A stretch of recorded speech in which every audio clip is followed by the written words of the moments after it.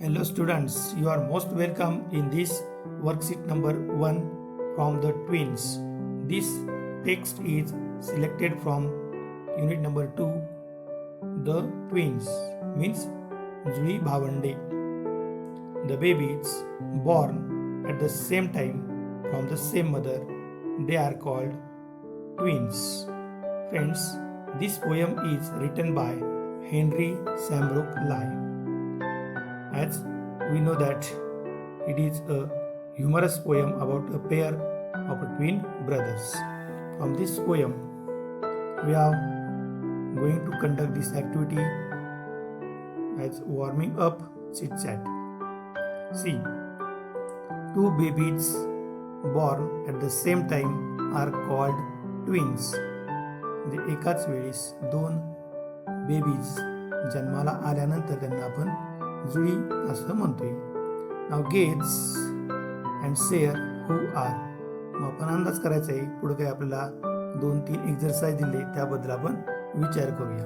ठीक आहे, बघा. Triplets means 3. Triplet means 3 babies born at the same time to the same mother. They are called triplets. Now next concept is quadruplets. Quadruplets means 4 times. 4 babies born at the same time to the same mother, they are called quadruplets. Then quintuplets. Quintuplets means number of 5. As we know that 5 babies born at the same time to the same mother, they are called quintuplets. Okay, in this way you should write all these concepts in your notebook. Next activity is study the following pairs of groups of words. Listen. Cup and saucer म्हणजे cup बसी, needle and thread सुई द्वारा, birds and bees पशु पक्षी, take a risk म्हणजे खबरदारी घेणे किंवा एखादा धाडस दाखविणे, आव्हान स्वीकारणे, सिप टी चहाचा घोट किंवा सिप ऑफ कॉफी कॉफीचा घोट, हाईड अँड सीक लपंडाव किंवा लपाछपी. In this way you should make some pair of group words in your notebook. Now see, these are sets of words that more than often go together and occur together. We call such sets collocation. असे जे शब्द आपण वर तयार केले आहेत किंवा आणखी आपण तयार करणार आहोत अशा सर्व शब्दांना कोलोकेशन शब्दसंच किंवा शब्दसमूह असे म्हणतोय. Now see, one exercise is given here for you. Insert the proper words from the brackets to form collocations. Means collocation तयार करण्याकरिता कंसामध्ये जे शब्द दिलेले आहेत त्या शब्दांमधून योग्य शब्दांची निवड करून आपण कोलोकेशन तयार करणार आहोत.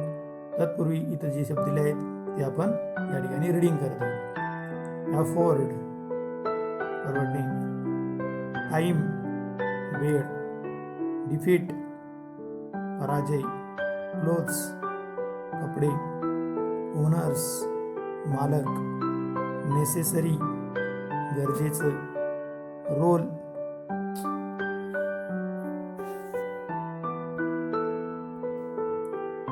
नेसेसरी गरजेचं, रोल भूमिका, इंटरव्ह्यू मुलाखत, मॉर्निंग सकाळ, कोल्ड गार किंवा शीत थंड.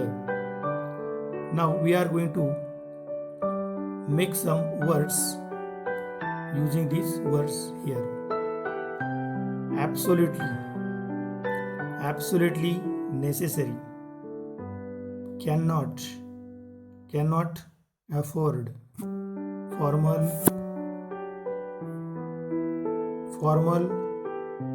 cloth, job interview, pass time, accept defeat, early morning, catch catch a cold, leading role, joint owners.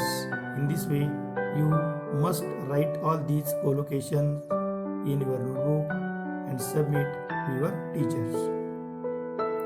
Next, exaggeration means overstatement. Exaggeration or overstatement often causes humor, Vinod.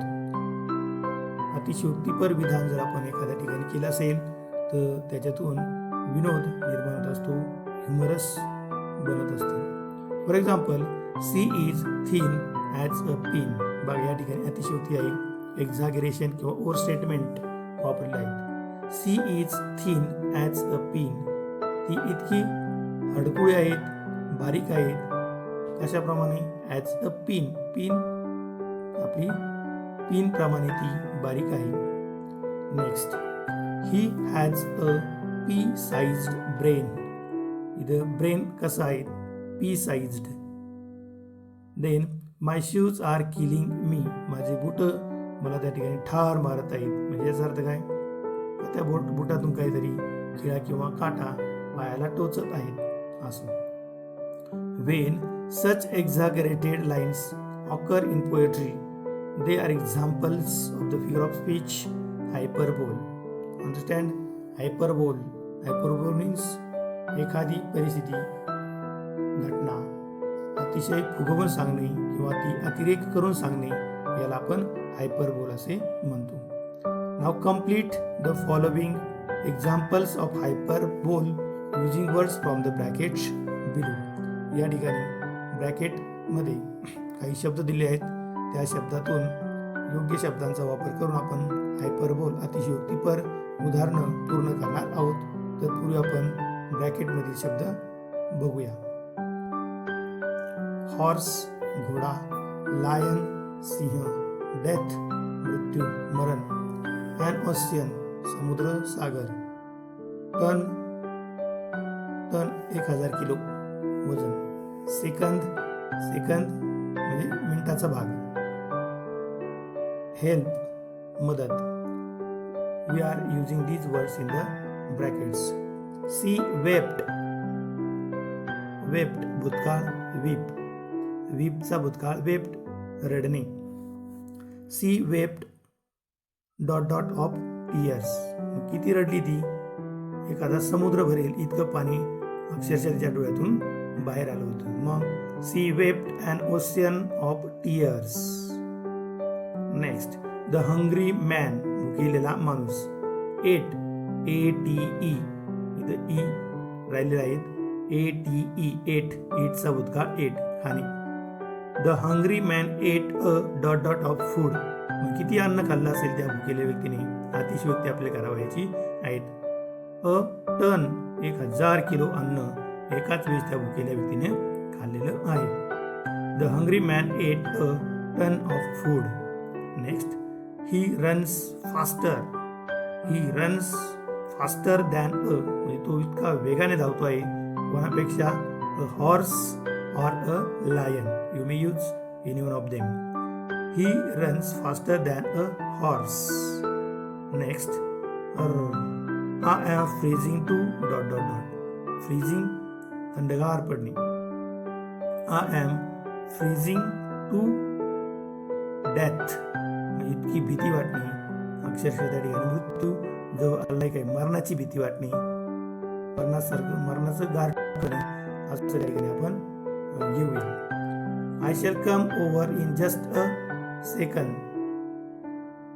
I shall come over in just a second. एका सेकंदात मी त्या ठिकाणी येईल. शक्य आहे का एका सेकंदात एखाद्या ठिकाणी पोहोचणं? नाही. म्हणजेच या ठिकाणी एक्झॅगरेशन किंवा ओव्हर स्टेटमेंट वापरलेले आहेत. They are all called hyperbole. Means these all examples are hyperbole. Okay friends, you should complete all these activities from the warming up section in your notebook and submit your respective teachers. Okay, thank you for watching this video.